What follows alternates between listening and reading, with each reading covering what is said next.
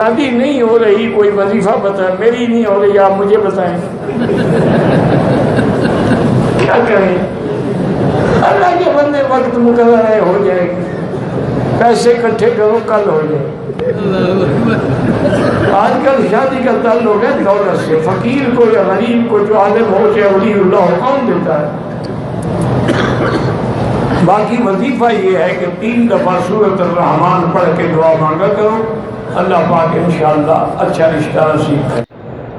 مردانہ کمزوری کے لیے کسی حکیم کے پاس جاؤ۔ پہلے میں نے ایک آدمی کو بتایا تھا، وہ مجھے ابھی تک بیچارہ خط لکھتا ہے، پریشان کرتا ہے۔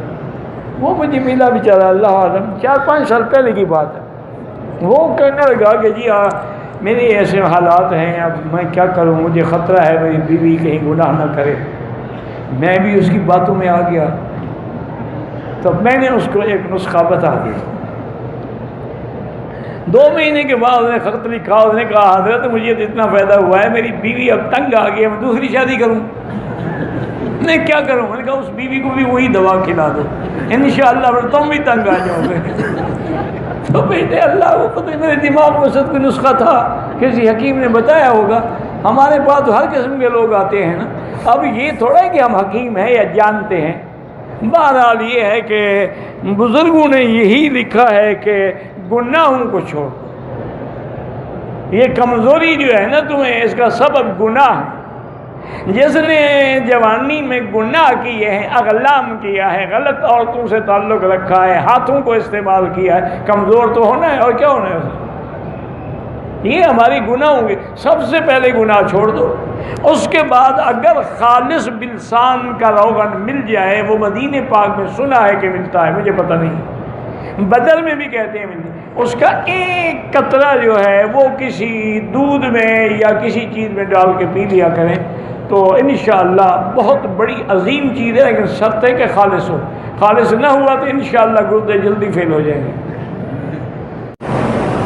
بہرحال اگر آپ کا بہنوئی یعنی قوت مردمی سے محروم ہے اور وہ بیوی کے قابل ہی نہیں ہے، تو آپ اس سے خلو لے لیں۔ وہ طلاق دینا نہیں چاہتا تو اس کا ظلم ہے نا، کہ جب تم عورت کے قابل نہیں ہو تو کیوں ظلم کر رہے ہو؟